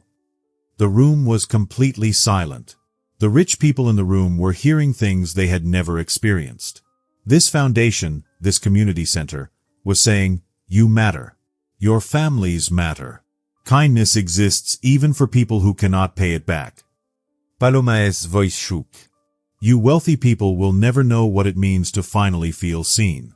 To have hope when you have felt hopeless for so long. I am asking you to help, not just for me or my family, but for all the families here. 4 single mothers, struggling fathers, and children who deserve better. Give to this foundation. Support what they are building. Because they are building more than programs and services. They are building hope. They are building dignity. They are building community. Paloma stepped back from the microphone, and the audience erupted in applause. Some people even stood up, wiping tears from their eyes. Elara saw checkbooks being opened and phones being pulled out to make donations immediately. The rest of the evening was a whirlwind. Linnea, one of the organizers, reported that they had raised over $3 million in pledges that night. Donors walked around the building, asking questions about programs, meeting staff members, and some even exchanged phone numbers with Paloma to learn more about the community's needs. Near the end of the night, a woman approached Elara. She was older, wearing a silver dress and pearls. Elara expected criticism. People often tell her how to run things or question whether the poor deserved help. But Margot surprised her. My name is Margot Sterling, she said. I am on the boards of several charities. I want to tell you about my granddaughter, Emily. She's 16, has never wanted for anything, and she's a little selfish and disconnected from the real world. I want her to spend her summer here, learning what real struggle looks like. Seeing what families like Mrs. Navarro deal with every day. Will you let her volunteer? Elara smiled. We absolutely have volunteer opportunities. But she won't get any special treatment. She will work hard. She will see difficult things. She will be challenged. That's exactly what she needs, Margot said firmly. Other donors also made promises. A tech company wanted to fund computer classes. A retired teacher offered to help tutor students. A construction company promised to help with building projects. The community center was growing into more than just Elara and Kellen's project. It was becoming a movement. Later, Kellen found Elara in the child care area, imagining it full of laughing children. $3 million, he said, wrapping his arms around her from behind. Plus volunteers, donations, and pledges. We did it, Elara. We really did it. No, Elara corrected him. Paloma did it. Her honesty, her story, that's what moved people. Your idea to have her speak was good too, but it was her truth that touched hearts. Kellen nodded. They stood together quietly, feeling proud and exhausted. The gala had been more successful than they had ever imagined. Their foundation was now real, funded, and supported by people who truly wanted to help. Kellan whispered, Can I tell you something? Always, Elara replied. I'm falling in love with you, he said. Actually, I think I already am, completely. I love who you are, what you stand for, how you make me better. I know it's fast, but I can't hide it. Elara turned to face him. I love you too. I think I started loving you when you didn't walk away from that crazy, muddy woman in the restaurant lobby. When you chose to understand instead of judge. When you believed me. Kellen kissed her, soft and deep, full of promise. They finally pulled back, smiling. So, we're doing this? Kellen asked. Building a foundation and falling in love at the same time? It seems we already are, Elara said, laughing. Might as well admit it and enjoy it. The sound of their laughter echoed through the empty building. Tomorrow the real work would begin. Families would start coming. Programs would launch. But tonight, They had shown that hope and kindness were real, strong, and powerful, and that two people from very different worlds could find each other, understand each other, and build something beautiful. Hope, kindness, and now love. That was the foundation they were building. The day of the official opening came on a bright Saturday morning. Elara woke early, too excited and nervous to sleep. Kellen had stayed at her apartment the night before. Both of them were too excited to want to be alone. "Today's the day," he said, pulling her close. How do you feel? "Terrified and excited," Elara admitted. What if no one comes? "What if they feel unwelcome? What if we miss something important?" "Then we adjust and do better," Kellen said calmly. "This is a journey, not a finish line. We'll make mistakes. What matters is we try and learn." They arrived at the community center 2 hours early. Staff were already setting up tables, arranging materials, and checking the program rooms. Paloma was in the lobby, organizing everyone like a natural leader. "Everything looks perfect," she said. "Stop worrying and trust that we're ready." At 10 o'clock, they unlocked the doors. For a moment, no one came. Staff looked nervous. But then, slowly, families started arriving. People from the neighborhood, curious and careful. Single mother with children. Elderly residents who remembered the building from before. Teenagers who wanted to learn new skills. By noon, the center was buzzing. 12 children were playing and learning in the child care area. Parents were enrolling in classes or meeting with counselors. The job training room had 15 people learning computer skills. The food pantry had a steady stream of families picking up groceries. The basketball courts had kids playing pickup games. Elara walked with Kellen, greeting families, answering questions, and taking in everything. This was real. People were getting help because of choices made just weeks ago. A young woman approached hesitantly. She looked tired, with a toddler on her hip. "I heard you can help with rent," she said. "I'm 2 months behind, and my landlord might evict us." "Come with me," Elara said warmly. She led the woman to a private room. "Let's talk and see how we can help."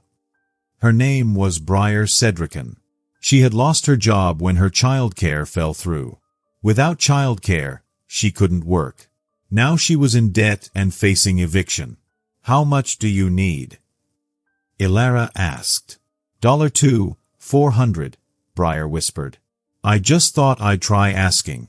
I understand if it's too much."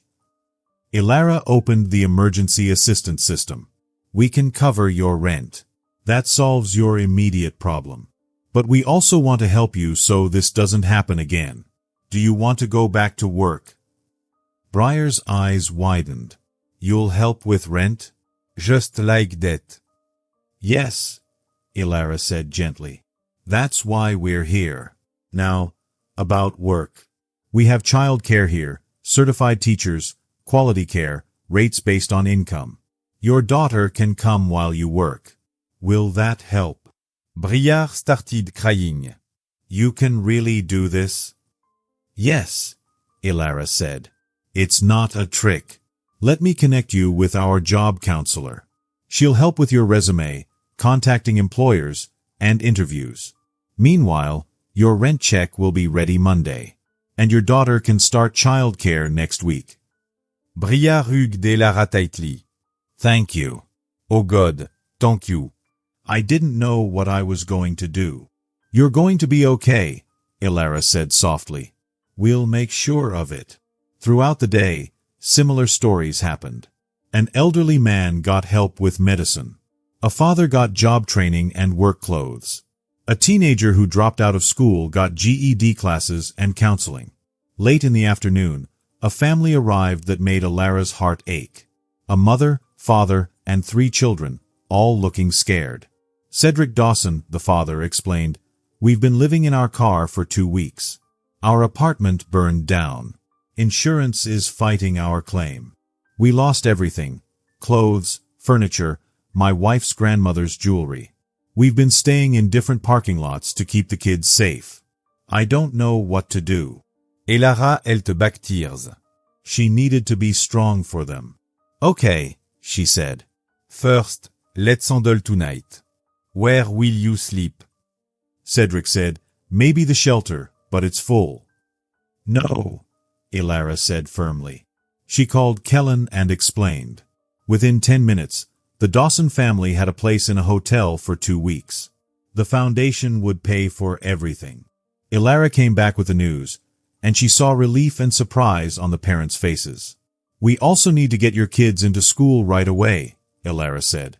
Can you come back Monday morning? I'll have our education helper assist with that. And we need to connect you with lawyers about your insurance claim. We have volunteers here who might be able to help. Why are you doing all this for us? Lenore asked, tears running down her cheeks. You don't even know us. We're nobody. You're not nobody, Elara said strongly. You're a family going through a really hard time. Your parents love your children and are trying to keep them safe. You matter. Your struggle matters. You deserve help. The Dawsons left with hotel vouchers, food vouchers, and appointments for other help. Their oldest child, a girl about 8 years old, turned back as they reached the door. Are you an angel? She asked Elara. Elara smiled through her own tears. No, honey. I'm just a person who believes everyone deserves kindness. But thank you for asking. By the time the doors closed at 6 o'clock, the center had helped over 150 families. The staff were tired, but happy. At the debrief meeting, they talked about successes and problems. We ran out of food around 3 o'clock, Paloma said. We need more food. The childcare area can only take 20 kids, but 40 kids wanted spots. We need to expand. The job training computers were busy all day, said Kai Lee, the job training helper. We should add an evening shift so people who work during the day can still use them. Elara wrote everything down, already thinking about how to fix the problems. Kellen listened carefully, asking questions only when he needed to.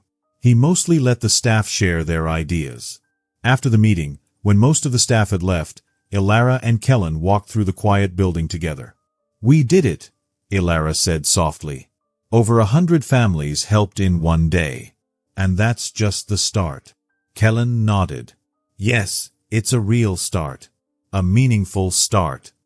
They stood in the lobby where photos from the day were showing on a screen. Smiling families, kids playing, people hugging staff, proof of hope and kindness in action. I love you, Kellen said suddenly. I know I already told you, but I need to say it again. What we did today, what you made possible by showing up covered in mud and inspiring me to be better. I love you for that. I love you for who you are and what you believe in. Elara turned to him, her heart full. I love you too. For seeing past the mud to who I really am. For not leaving me. For using everything you have to help people you don't even know. For being humble enough to learn and change. They kissed in the lobby of the community center they had built together, surrounded by proof of hope and kindness. Tomorrow would bring new challenges, new families, and new needs. But tonight, they could celebrate. They could be proud that they had done something meaningful. Later, at Kellen's penthouse, they ordered pizza and collapsed on the couch, too tired to cook. Briar Cedricin, Elara said, thinking of the young mother from that morning. She was so scared. And we gave her back her future. Her rent is covered. Her daughter has childcare. She can go back to work. Just like that, her life changed. That's the power of helping people without endless rules, Kellen said. Imagine how many families could be helped if more rich people gave direct help instead of waiting for government programs or making people jump through hoops. Some people will try to cheat, Elara warned. We will get scammers, people who lie to get help they don't need. That's okay, Kellen said firmly. I'd rather help 10 people who don't deserve it than miss one who really does. We can check carefully, but we won't make it so hard that people who truly need help give up. Dignity is more important than perfect efficiency. Elara snuggled closer. You're a good man, Kellen Thorne. Only because you showed me how to be one, he said, kissing her head. They fell asleep on the couch, tired but happy, dreaming of all the families they would help tomorrow, and the day after, and the day after that. The Hope and Kindness Foundation was real now. It was working, changing lives. And this was only the beginning. 3 months after the community center opened, Elara sat in her office, looking at a problem on her desk. The property for their second community center, planned for the east side of the city, had fallen through. The seller chose to sell to a developer who wanted to build fancy condos instead. 3 months of work gone, Linnea said, clearly frustrated. We had plans, a budget, and programs ready. And now nothing. Elara sank in her chair, feeling heavy disappointment. They had promised help to families on the east side. Now what would she tell them? There was a knock on the door. Kellan came in, looking serious. I heard about the property, he said. Linnea just told me, Elara said. I know we worked so hard. Don't say sorry, Kellan said. It's not your fault. It's a setback, not failure. We'll find another place. But we promised the families, Elara said, her voice shaky. We gave them hope. Now we have to tell them to wait longer. Do you know how it feels to promise help and then not give it? Kellan paused, then sat closer. I do know. When my father was sick, insurance companies kept saying no. People promised to help. Most never did. That hope felt worse than nothing because it got crushed over and over. But here's the difference. We're not leaving these families. We're just delayed. We'll find another place. And meanwhile, we can use a mobile outreach bus. Bring programs to their neighborhood until we have a building. Mobile outreach. Elara asked, interested. Why not? We could get a bus with computers, counselors, job training, and help people right there in their neighborhood. That could even help people who wouldn't come to the center. Exactly. This setback becomes a chance to try something new, Kellan said. He took her hand. This is what partnership means. When one of us is sad, the other finds a way forward. We're in this together. But the property wasn't the only problem. Kellan had a tough meeting with some business associates that afternoon. He told Elara later. They think I'm wasting money, he said. They told me to invest in things that make money, not throw it at poor people. Elara felt Angers rise. What did you say? I told them the foundation is the best investment ever.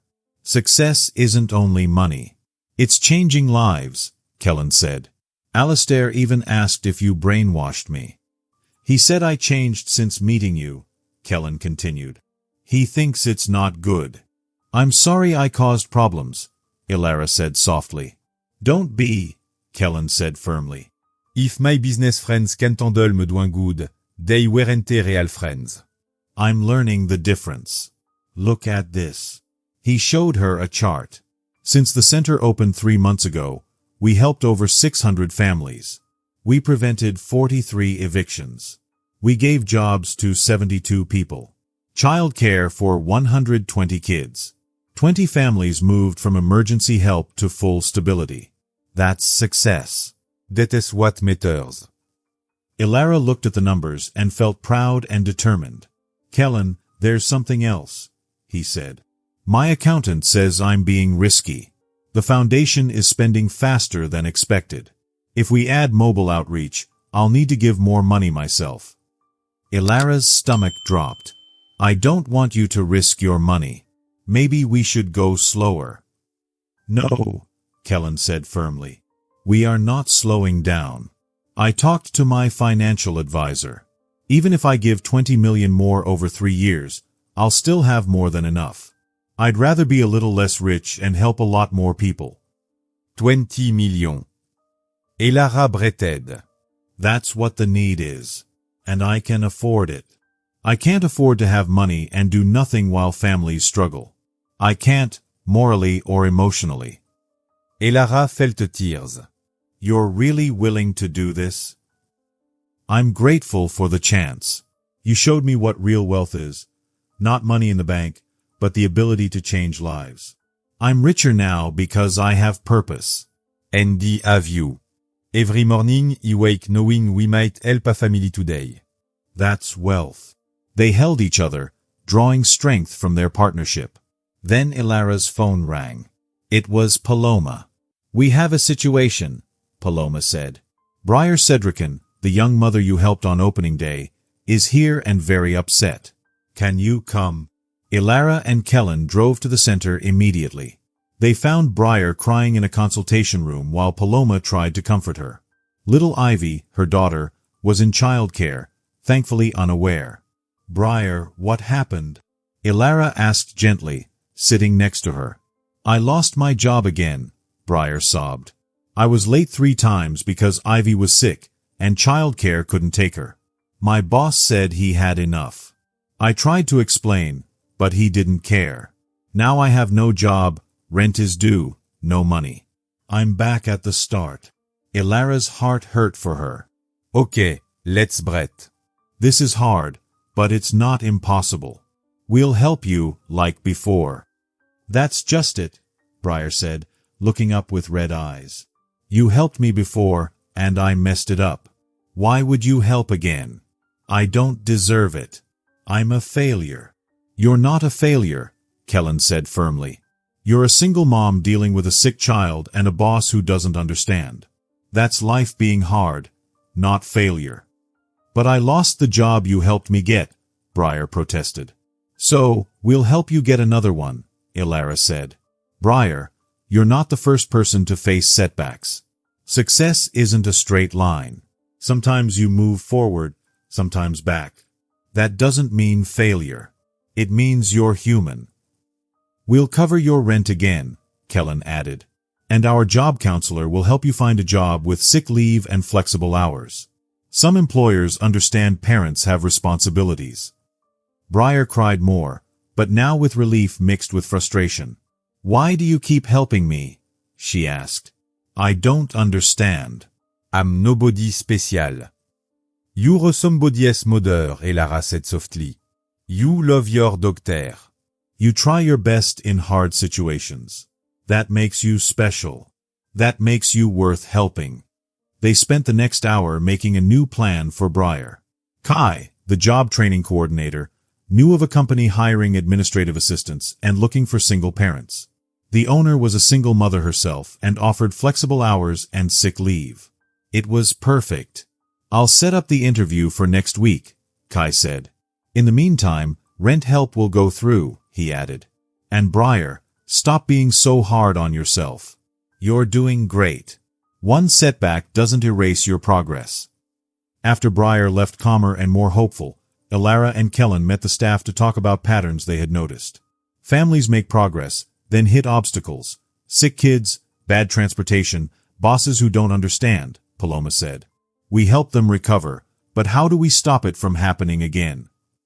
"We need to build a cushion," Elara said. "Not just solve problems, but help families save. What if we match what they can save for emergencies? Then the next crisis won't destroy them." "I love that," Linnea said. "It teaches money skills and gives real security. And we need employers who really support working families." Kai added, "We could make a network of family-friendly companies. Connect our job seekers only with those employers. Maybe even create a certification. Companies that meet our standards get certified as Hope and Kindness employers. We promote them, give them qualified workers, and make sure they follow the rules." Ideas flowed. The staff felt excited again. This is how they improved. By learning from setbacks, struggles, and patterns. They were building a system that could grow and change, not one that was rigid. A system that really helped families. As Elara and Kellen left the center that evening, she felt very tired but determined. "This is harder than I thought," she said. "I thought once we opened the center, we could just help families, and everything would be easy. But it's not. People have problems I didn't expect. We solve one problem, and 3 more show up. That's because poverty isn't just one problem," Kellen said. "It's like a big web of problems," he explained. "Housing, jobs, healthcare, childcare, transportation, education, everything is connected. Pull one thread, and the whole web move." We can't fix just one thing. We have to help with everything. That's going to take years, Elara said. Maybe even decades. Then we will work for years, Kellen said simply. This isn't a project with an end date. It's a promise. As long as families need help, we'll be here. As long as I have resources, I'll use them to make it work. And as long as you're willing to lead this, I'll support you. Elara stopped walking and looked at him. What if he make mistake? What if I hurt the families instead of helping? Kellen smiled. Then we'll learn from those mistakes and do better. Elara, nobody is perfect. I'm not perfect. You're not perfect. The foundation isn't perfect. But we will be good. We will try hard. We will care. And that is enough. She kissed him right there on the sidewalk, grateful for his steady support and belief in her. That night, as they talked about plans for the mobile outreach bus and the employer program, Elara began to feel hope instead of stress. Yes, the first property deal had failed. Yes, some of Kellen's business friends doubted him. Yes, families like Breyer's faced hard times. But none of that meant they were failing. It meant their work was real, hard, and important. Hope and kindness were not just words. They were choices people made every day. Kellen chose to help more even when others criticized him. Elara chose to help Breyer again after she struggled. The staff chose to keep thinking of solutions instead of giving up. The problems wouldn't go away, but neither would they. Together, they were building something that would last. 6 months after the center opened, the Hope and Kindness Foundation had become very important to the community. The mobile outreach bus was running, bringing services to neighborhoods all over the city. The employer program had signed up 37 companies that treated families well. More than 200 families had been helped, and many success stories were happening. But the most important moment of those 6 months was about to happen, and it wasn't about numbers or programs. Kellen had been acting differently all week, nervous and distracted. Elara noticed, but she thought it was because of work. Kellen's business was doing well, but he had stepped back from daily work to focus on the foundation. On a bright Saturday morning, Kellen picked Elara up earlier than usual. "Where are we going?" she asked, noticing he wore jeans and a green sweater. "It's a surprise," he said with a mysterious smile. "Trust me always," she said. They drove to a neighborhood Elara recognized. It was the place where Leo Navarro had almost fallen into a drainage ditch 6 months ago. But as they got closer, Elara gasped. The muddy, dangerous ditch was gone. In its place was a bright, beautiful playground with slides, swings, safety floors, and benches for parents. Behind the playground stood a new building with a sign, Hope and Kindness Foundation Community Center East. Kellan, Elara, Brett. "What is this?" she asked. "After the first property deal failed, I kept looking," Kellen said. "I found this lot, the exact place where everything started. The city sold it to us at a discount because they were happy it would help the community instead of building fancy apartments. We've been working on it for months." You built a community center here? Elara asked, tears forming in her eyes. "Yes," Kellen said. "This is where our story began. This ditch was where you showed me courage and compassion. It felt right to turn it into something that helps families." As they walked, Elara saw people gathering. Paloma and Diego were there with Leo. Breyer Cedricon was there with Ivy. The Dawson family was there, now with a safe home and both parents working. Staff from the original center, donors from the gala, even Margot Sterling and her granddaughter Emily were there. Elara was confused. What is happening? Kellen took her hand and led her to a small platform in the playground. He helped her step up. The crowd grew quiet, all eyes on them. 6 months ago, Kellen began, a woman I had never met changed my life. She saved a child from drowning in a muddy ditch. Then she came to our blind date, covered in mud. And instead of being embarrassed, she told me what really matters. That honesty, courage, and putting others first, that's Elara Vance. Elara felt her heart race. "Elara, you showed me what real wealth is. Not money or fancy things. The ability to change lives, to help others, To get muddy when someone needs you. You taught me that. You showed me who I want to be. Then Kellen dropped to one knee and pulled out a small velvet box. I love you, he said simply. I love your strength and kindness. I love how you fight for families who can't fight for themselves. I love how you make me want to be better. Will you marry me, Elara Vance? Will you be my partner in life, like you are in this foundation? Elara couldn't speak. She nodded over and over, tears running down her face. Yes, she finally said. Yes, of course. Kellen slipped the ring on her finger and kissed her. The crowd cheered. Then Paloma brought Leo up to the platform. Seriously, he said. You saved my life. My mama says you're a hero. And Mr. Kellen says you'll be his wife. That's good because heroes should be happy. Thank you and congratulations. He handed her a small bouquet of sunflowers, her favorite. Elara hugged him tightly. The celebration continued. Elara poule de Kellanazid. When did you plan all this? 4 weeks, he said. The center, the construction, inviting everyone, and the proposal. I wanted it to be perfect. It is perfect, Elara said. But I didn't build the center just to propose, Kellen said. I built it because this community needed it. The proposal is just about celebrating where it all began. They toured the new building. There was a child care area, a job training center, consultation rooms, multi-purpose spaces, a food pantry, and offices for staff. There was also a large community room with walls showing photographs and success stories. I want families to see that success is possible, Kellen said. Linnea cam running. People are already calling, asking when the center opens. We have a waiting list of families. Then we better open fast, Elara said. Actually, Linnea said with a smile, we can open Monday.